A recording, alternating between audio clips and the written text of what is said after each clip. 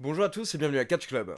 Alors oui, c'est bien moi, et on se retrouve comme d'habitude pour les résultats de SmackDown du 29 mai 2020, mais d'abord deux petites infos. Premièrement, petit message à tous les membres World Champions de la chaîne Catch Club, sachez que ce dimanche, donc dimanche 31 mai, on se donne rendez-vous à 18 h sur YouTube pour un live exclusif réservé aux membres World Champions de la chaîne. Et au passage, je rappelle que vous pouvez devenir membre officiel de la chaîne YouTube Catch Club afin de soutenir la chaîne. Pour cela, il suffit de cliquer sur le bouton rejoindre qui se trouve à côté du bouton s'abonner. Vous avez 3 niveaux différents d'abonnement et les World Champions ont droit à un live exclusif mensuel où on peut vraiment discuter en petits groupes et je peux répondre directement à toutes vos questions. Et deuxièmement, petit news par rapport au contenu de la chaîne, vous avez été nombreux à me demander des résumés ou des traductions des reportages Dark Side of the Ring, ces reportages qui ont été produits par la chaîne Vice et qui s'intéressent aux plus grands drames, aux plus grandes tragédies du monde du catch. Et bien sachez que les résumés de Dark Side of the Ring vont bientôt arriver sur Catch Club et on va démarrer avec l'épisode consacré à Owen Hart, le drame autour du décès de Owen Hart qui est mort en direct lors d'un pay-per-view de la WWE en 1999. Allez, c'est parti, on passe aux résultats de SmackDown. Et hier soir, le show a démarré avec un segment, un angle assez intéressant et assez différent de ce qu'on peut voir habituellement. En effet, les caméras se trouvent à l'extérieur du Performance Center et on peut voir que Elias est au sol et à côté de lui, il y a une voiture. Donc apparemment, il y a eu un accident. Il y a quelqu'un qui est rentré dans Elias en voiture. Renee Young est sur place pour essayer de comprendre ce qu'il se passe et il y a également la police qui est sur place et la police inspecte la voiture qui a causé l'accident. Et dans la voiture, ils trouvent une bouteille d'alcool qui était à moitié consommée et surtout ils trouvent les papiers du véhicule et ils comprennent que c'est la voiture de location de Jeff Hardy. On a également eu le droit à une interview de Braun Strowman qui était témoin de la scène et donc il nous explique qu'une voiture a foncé dans Elias puis le chauffeur s'est enfui. Et quelques secondes plus tard, toujours autour du Performance Center, on a des officiels, Jamie Noble et Jason Jordan, qui retrouvent Jeff Hardy inanimé dans des buissons. Et Jeff Hardy n'a pas l'air bien, il a la tête qui tourne, il a l'air un petit peu KO, voire un petit peu sous. À ce moment-là, les policiers s'approchent de Jeff Hardy et ils disent que Jeff Hardy sent l'alcool. Donc à la base, Jamie Noble et Jason Jordan essayent d'aider Jeff Hardy, mais très rapidement, les policiers arrêtent Jeff Hardy, ils le mettent dans la voiture et ils l'emmènent au poste. Et il faut savoir que quand les policiers ont emmené Jeff Hardy vers la voiture de police, à ce moment-là, Jeff Hardy voit Elias qui est transporté vers une ambulance et il ne comprend absolument pas ce qui se passe et il répète également qu'il a arrêté de boire, il ne boit pas, donc il n'est pas sous. Par contre, il a la tête qui tourne. Quelques instants plus tard, on retrouve un autre officiel, il s'agit de Adam Pearce, qui est avec une grande partie du roster de SmackDown en coulisses. Adam Pearce explique que Elias ne pourra pas combattre ce soir, donc il est retiré du tournoi pour le titre intercontinental, et Jeff Hardy a été arrêté, donc il est également retiré du tournoi. Et dès que Adam Pearce mentionne que Jeff Hardy a été arrêté, on entend Sheamus qui se plaint directement en disant que ce n'est pas une surprise et que Jeff Hardy est un drogué, c'est un addict. Du coup, AJ Styles répond que logiquement, il devrait passer directement en finale avec Daniel Bryan. Car pour rappel, Daniel Bryan devait affronter Jeff Hardy en demi-finale et AJ Styles devait affronter Elias. Mais Daniel Bryan, bien entendu, est un gentil actuellement, donc il a fait le gars qui a des valeurs et il a dit que non, lui ce soir il souhaite se battre et il est prêt à effectuer son match de demi-finale face à un autre catcheur car il imagine qu'il y a plein de catcheurs dans le roster de SmackDown qui souhaitent avoir une opportunité. Très logiquement, AJ Styles a répondu à Daniel Bryan que c'est un idiot, il devrait directement accepter d'aller en finale, mais Daniel Bryan a répondu que AJ Styles est une poule mouillée. Plusieurs catcheurs sont intervenus pour dire qu'ils souhaitaient prendre la place de Jeff Hardy, donc Adam Pearce a décidé que ce soir il y aura une bataille royale et le vainqueur de la bataille royale affrontera Daniel Bryan dans la demi-finale pour le titre intercontinental.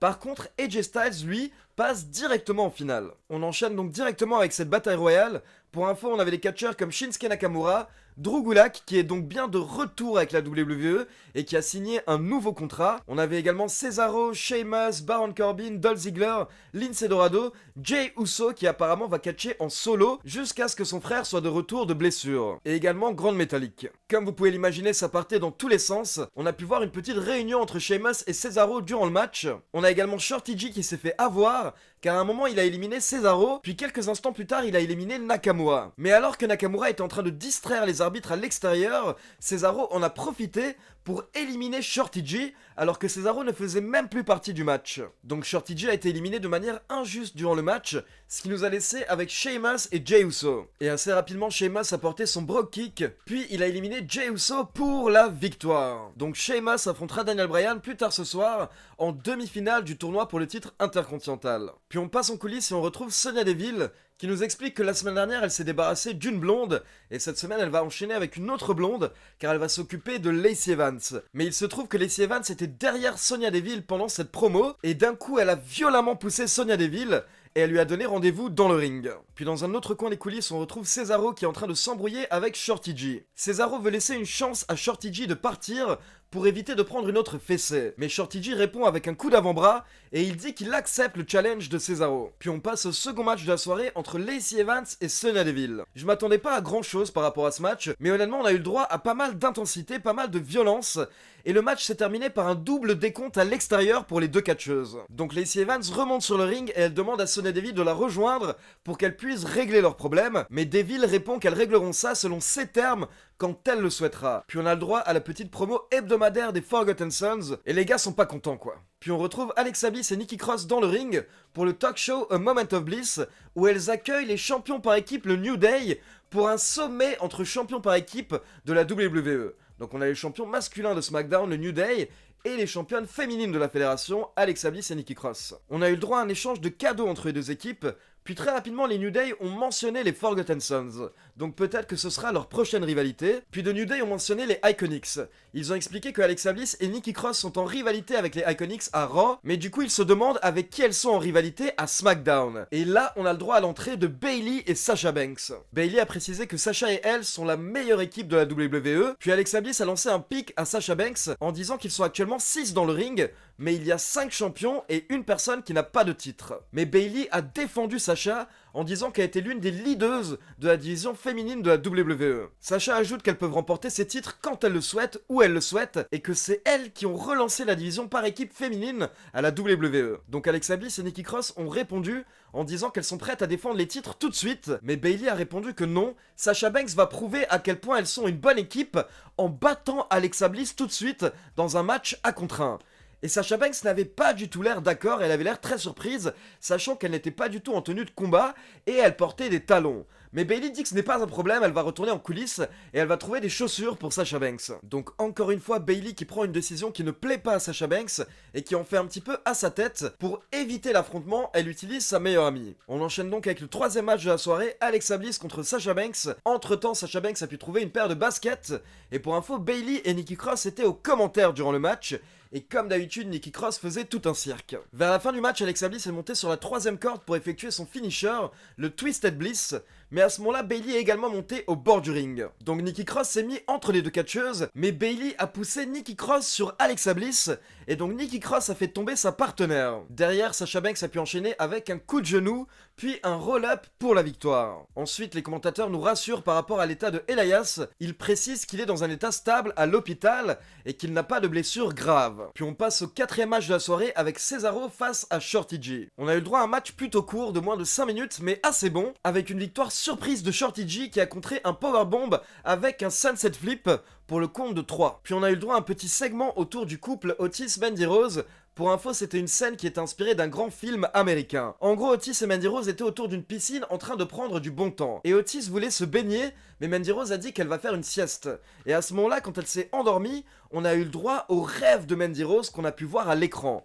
Mandy Rose rêvait d'un Otis qui était, on va dire, un petit peu plus sérieux, qui jouait un peu plus le beau gosse, et Mandy Rose et Otis se sont retrouvés dans la piscine et ils étaient en train de s'embrasser. Mais à ce moment-là, Mandy Rose s'est fait réveiller par le vrai Otis qui a fait une bombe dans la piscine, donc bien entendu il y avait de l'eau partout et Mandy Rose s'est retrouvée trempée. On pouvait se demander si Mandy Rose allait s'énerver, mais au final, elle aime tout de même ce Otis, elle l'a rejoint dans la piscine, et le segment s'est terminé avec le couple qui s'embrasse. Donc tout se passe bien pour le moment dans le couple Otis-Mandy Rose. Puis on a le droit à une promo de Kurt Angle en coulisses. Car pour rappel, même si Kurt Angle a été licencié il y a quelques semaines, il est encore sous contrat pendant 3 mois avec la fédération, ce qui fait qu'il peut toujours être utilisé pendant ces 3 mois. Kurt Angle nous dit qu'il a hâte de voir le match entre Edge et Randy Orton, mais il souhaite également nous parler du futur. Donc Kurt Angle nous dit qu'il est ravi de pouvoir nous annoncer l'arrivée d'un nouveau catcheur dans le roster de SmackDown qui sera bientôt le visage de SmackDown. Angle nous précise qu'il a vu ce catcheur évoluer depuis plusieurs mois et il a même pu le voir de très près lors du dernier épisode de WWE NXT car il a arbitré son dernier match à NXT.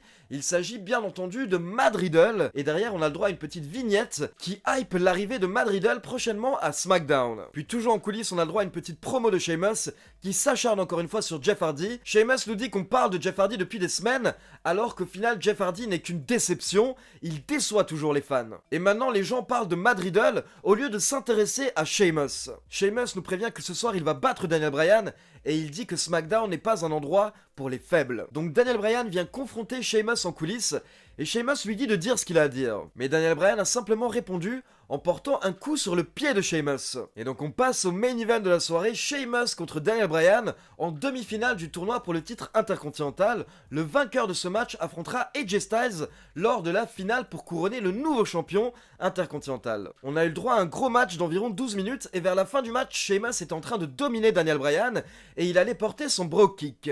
Mais d'un coup, on peut voir Jeff Hardy qui est de retour dans l'arène et qui est sur la rampe. Donc Sheamus est distrait par l'apparition de Jeff Hardy et derrière il se prend le running knee, le coup de genou de Daniel Bryan pour la victoire. Donc Daniel Bryan remporte le main event de SmackDown et il affrontera AJ Styles en finale du tournoi pour le titre intercontinental. Mais tout de suite après le match, Jeff Hardy monte sur le ring et il attaque violemment Sheamus, il s'en prend à lui. Jeff Hardy est très énervé et surtout on peut voir que Jeff Hardy n'est clairement pas sous. Donc le show se termine avec Sheamus qui essaye de s'enfuir pour éviter l'attaque de Jeff Hardy.